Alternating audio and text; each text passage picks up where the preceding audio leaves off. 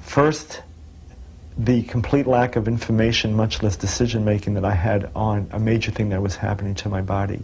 Secondly, how we in this culture in general, especially, do not regard the wishes and needs of young people, babies in particular, very much.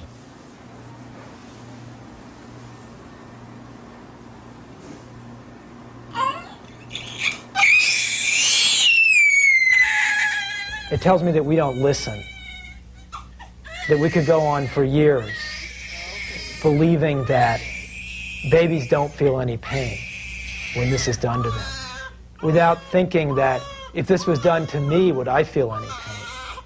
Why is a baby different? Doctors were telling this to parents. Doctors who did it, who had seen it done, who had seen the baby screaming, were telling parents this. And I really think they probably believed it. Even though that baby was screaming in front of them, I think they probably believed that that baby was not feeling pain. Or that because the baby as a man later would probably not remember what he had been through, it therefore was not important, that it had no impact. There are many, many reasons why I think we did the right thing by leaving our son intact here. First of all, he didn't get the psychological trauma that I got that ruined a substantial portion of my childhood. He has the choice to do it himself if he wants to have that done at a later time for some reason which I couldn't fathom. His sexuality is unimpaired. He's got his God-given sexuality. The scar that 80% of American men carry, circumcised American men carry, is not simply the dark ring around the penis where the cut healed, but it's actually everything from that point forward, including the glands, which has scarified and keratinized over years because it had to be torn apart in order to successfully complete the circumcision. He escaped some of the other horrible things that can happen, like skin bridges, the hemorrhage, the sepsis, I mean, for heaven's sake, some children actually die from this. The medical providers hide this information. For example, the lawsuit that took place up in Alaska recently, which involved a boy who developed a paralysis as a result of an infection to the brain from his circumcision, was lost at the trial level and was just recently overturned by the Alaska Supreme Court because the hospital conveniently lost all of this child's medical records. These are injuries that are occurring unnecessarily because the circumcision procedure itself is unnecessary. Doctors do, in fact, try to market circumcision to people. I think that they try to make parents feel guilty that they're not doing the best technical possible medical things for their children. I think it is a money game for the doctors. I think it's a money game for the insurance people. We're talking about $1.25 billion a year industry. There are 1,250,000 infant boys circumcised in the United States yearly at $100 a pop. Pal, that's $1.25 billion a year. That's a lot of incentive, let me tell you. Monetary incentive for male sexual mutilation is a recent development. For centuries, male elders have mutilated countless millions of boys, and for centuries, men have borne these childhood genital scars in isolation and silence. But times are changing, and men are talking to one another about the impact of sexual mutilation on their lives. They're meeting to discuss methods of regaining their natural genital integrity, and they're coming together to challenge both the secular and the religious practice of infant genital mutilation. It seems like we have cultural blinders. One frequently hears the argument, well, it's better to have it done at birth because at least it's over with. But there are a number of reasons why it's really worse to have it done at birth. At least in an adult, the foreskin is fully developed differentiated tissue, as is the glands. But for an infant, with the membrane that binds the foreskin and the glands together at birth in the normal infant, the synechia, that needs to be torn. Just the fact that you need to tear this tissue off of an infant, this undeveloped tissue, in order to cut it, that should tell any reasonable person that this is obviously an operation that should not be performed. Circumcision became an issue for me about 5 years ago, and prior to that I had the same attitude as anyone else. It was subject for jokes, nothing else, and I barely knew what it was. But I was attending a sexuality conference in which they used live models to demonstrate genitals, and they were not even talking about circumcision. They were just showing normal genitals, and their male model happened to be uncircumcised.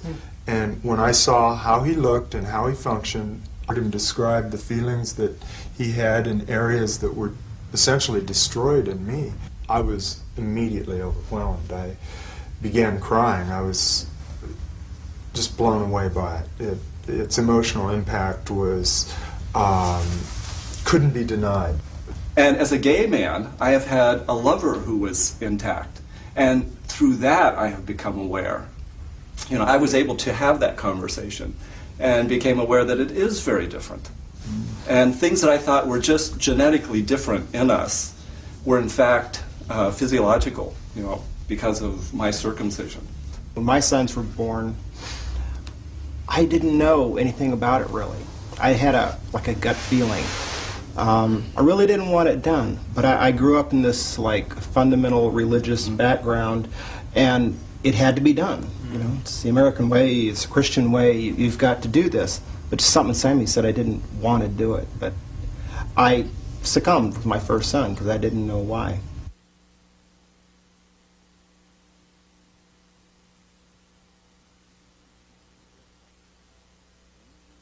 You just have to cut it. Wounding the sexual organs of male infants is increasingly being questioned not only by the general public, but by many in the Jewish community as well. This is my son. And this is a life that I cherish, and I'm not even going to cut him for God. So what do you think God's response would have been to that? I think that God would have said, "Good, you passed the test." I agree with you.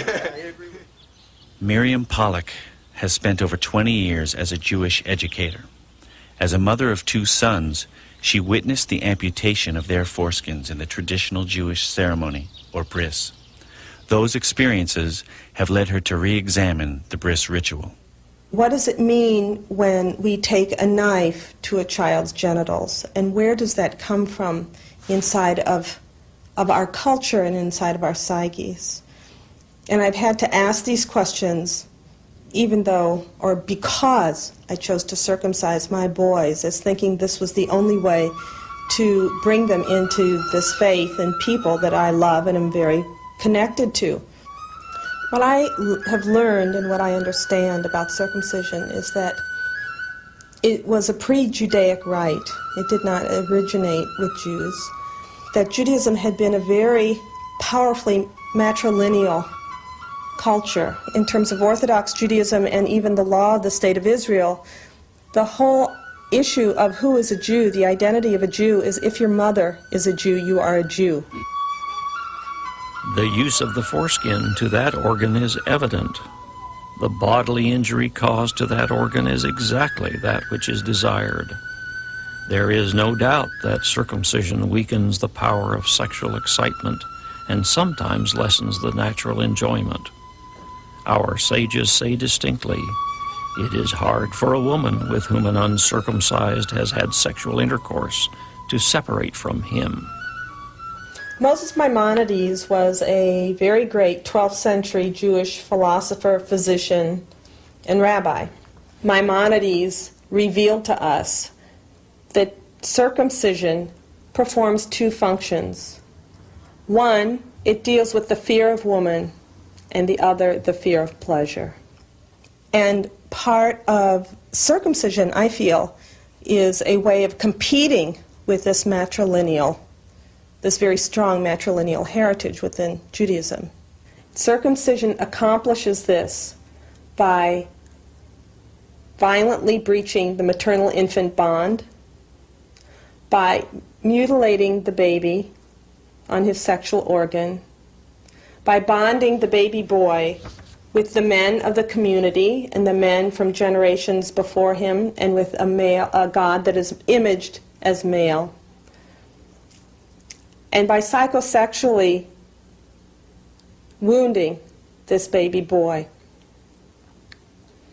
Circumcision is fundamental to patriarchy, but it is not holy. And so we must ask, who is defining what is sacred here? Where is the sacredness of the mother's feelings to protect her newborn child? My father is a rabbi, so from a very early age I was trained in religious teachings and had full exposure to all of the Jewish rituals. I was taught to believe that circumcision was very special, that it made me special, that somehow it made me elite, it made me part of a greater family of Jews, and also that I was better in some ways because I had been circumcised. I was more civilized, I was more clean, I was more disciplined. Well, even the circumcision that we do today is a relatively modern procedure in that it came during the Hellenistic period. And it's much more drastic than the original circumcision, which was a removal of the bit of the foreskin that was past the glands. It was changed was because of what was perceived as assimilation into the larger Greek society. I feel very proud of being a Jew because of our long tradition of education and our long tradition of discussion. And I feel sort of sad that although even among religious Jews you can question God and question the decisions of God, it seems like you can't question circumcision without being labeled an anti-Semite. And that's absurd. What kind of ceremony can we create, or have there been ceremonies that have already been created that will make up for the Brit Milah, that will also be a Brit, a covenant, that will bring the child into the Jewish family? I attended one, and it was a wonderful ceremony. The parents and grandparents were there. Actually, there were cousins and aunts and uncles that were there. There won't be a milah with that Brit, which means there won't be any surgical procedure. Everybody was smiling from ear to ear. There was no reason for anybody to get ill at it, as I've heard of, some people getting ill at Brit Milah.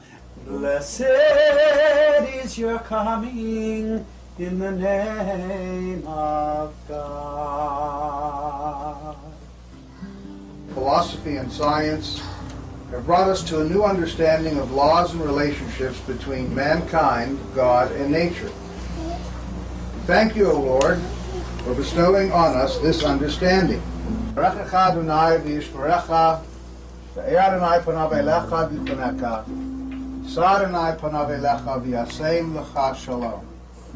To each of you, upon each of you, we ask God's blessing.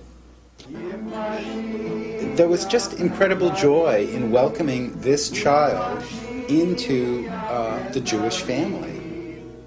Jews should also know that if they are considering not circumcising, that there are other Jews who are doing that and who are remaining Jews and remaining active in their communities. Their children are being bar and bat mitzvahed, and they are not being excluded from the community.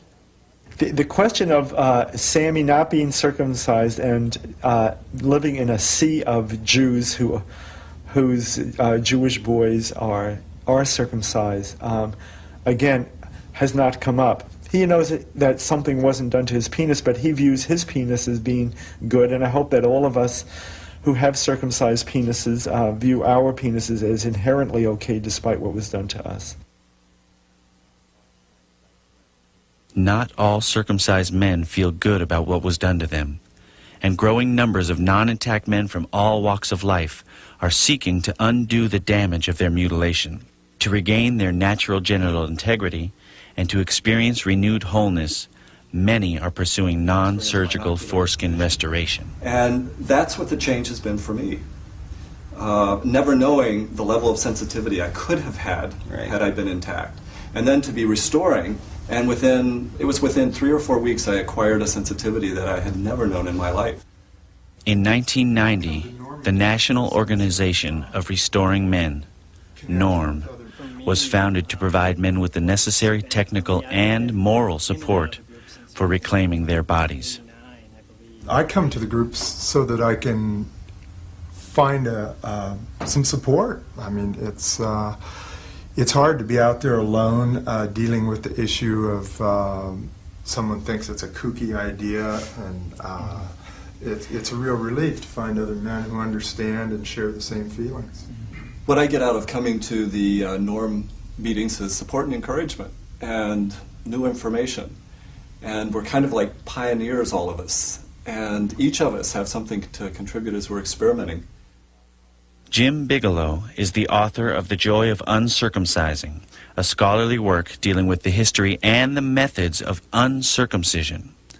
His book sheds light on the motivations of men seeking to take back their body from the circumciser.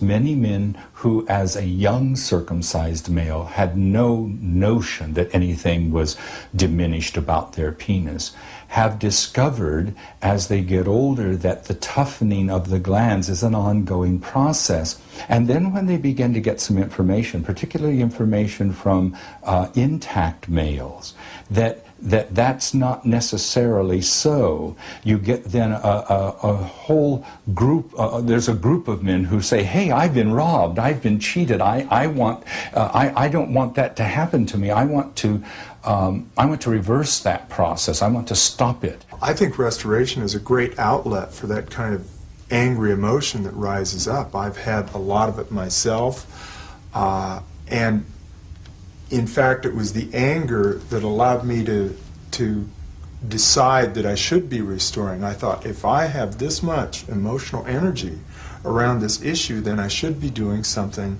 to try to correct the situation. And restoration gives me the sense that I am doing that. You know, there's a sense of empowerment, isn't there, in reclaiming that part that they've taken from us. Then there are an increasing number of men who feel that their rights were violated. I mean, the whole concept that as an infant someone made this choice about your body and that you didn't have any say in the matter is a concept that is, I think, enraging an increasing number of men. Once the male discovers that he has some injury from the circumcision, for example, just the fact that he's missing a foreskin, and that lack of a foreskin has caused, let's say, decreased sensitivity, and he can relate that to some kind of sexual dysfunction or some kind of emotional problem, and he can verify that through a mental health provider, then he will have 1 year from the date of the discovery of that injury to bring a lawsuit.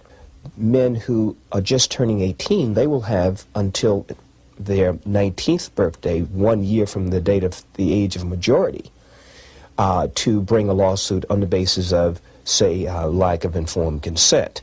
Once the public understands and knows that these routine infant circumcisions are causing the kinds of injuries that we know about, people will, I believe, storm the hospitals and demand that this particular procedure stops.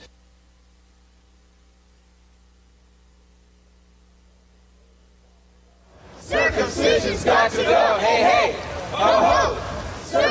While those seeking social change have not stormed hospitals, they have stormed the offices of those who profit from or remain silent about the American circumcision industry. The question still is, will anyone sit and talk to us for 20 minutes? So the California Medical Association refuses to sit down and talk speak to with someone. those people who are concerned about an unnecessary medical surgery that's being done to our babies, and as the only organization, the only medical organization in the world that advocates the surgery that most of the world scorns, you refuse to talk to us about these things. Shame, shame, shame. So you're the only mammal in the whole of the earth, and are you not suspicious that men, human males, are the only mammal where this is supposedly necessary immediately after they're born? Hey, hey, what do you say? We don't do our boys that way. Our work is is a statistician for the California State Health Department, and when you look at the facts of the situation, there's absolutely no excuse whatsoever for circumcision. These studies that are used as an excuse to mutilate millions of boys every year are completely specious. I've come down here to help protest for the innocent babies that can't protest against the genital mutilation by circumcision that the doctors are performing daily on thousands of helpless babies like they did to me 55 years ago, and it's time for it to stop. This is probably the last imprint that I made on this planet as a whole human being. Yes. Yeah. This is the first time we have a Palestinian, a Jew protecting our children instead of killing them. This is the board that is used to restrain your child. Is this a way to make your go horrific? Ho ho! Is this a way? Circumstraint board is a board that straps down a struggling infant so that somebody who has more power can retain that power while they hurt the baby. Circumcision's not okay. It doesn't give, it takes away. Why do I have to say that speaking out to Jews and telling them not to do this is not anti-Semitic? I shouldn't even have to say that. Caring about babies is not an anti-Semitic position. For a long time, I thought I was the only person who was against circumcision, and I was surprised to find that there were other people who feel the same way. And when I got an invitation to come to this rally, I thought it was important that somebody stand up for people who are too small to stand up for themselves. And I'm here because I'm a human being and a humanist, and I think little babies count. I'm pro-circumcision, by the way. I think that everyone has a right to have themselves circumcised when they're at the age of consent. I'm 52 years old, and I've lived 52 years very successfully with an intact foreskin, and I want to tell the world that circumcision is stupid. We do not need to do this. The silence has to be broken, and men have to start speaking up against this to change this social custom in the States. Increasing numbers of men are finding their voices, not in the streets, but in literature and the arts, including the authors of books about men, musicians,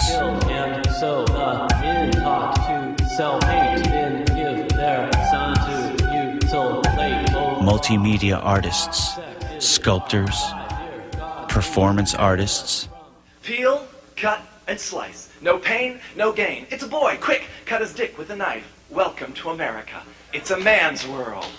Dear people, the head of our dicks is designed as an internal organ, like the eyeball or the tongue. Shall we pull out your teeth because we don't like the way you clean them? And filmmakers like Barry Ellsworth, who interviewed a group of New Mexico nurses that collectively refused to assist any longer with routine infant circumcisions. What had they seen behind the closed doors of the circumcision room? What did they know that parents didn't know? What could they tell me about an event that I bear the scar of, yet cannot remember? This is not ethical, and especially when you're taking someone who has not consented. Parents can consent all they want.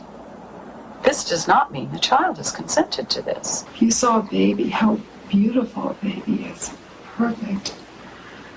And then if you saw a circumcision the very next day of the same perfect baby, I think what we're doing, it's not radical at all.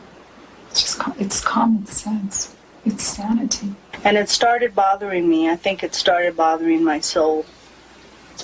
Doctors have the ability to educate and stop circumcisions. They could do it any day they chose. This is a sign that really steady, ordinary people like me are taking a stand like this. This should be a sign for other people that they need to look into it and see what's going on. The information discussed in this program may provoke in us mixed or even negative feelings. Feelings about traumas we may have experienced, about loss of function, or about having allowed our children to experience such traumas. What's important is that we let these feelings inspire us to change our old patterns. When this is abandoned by the medical community, everyone will want to forget that it was ever done. I believe that suddenly it will seem like common sense not to do it, and nobody will really want to think about why we once did it and what it's done to the majority of men in this country who are now living.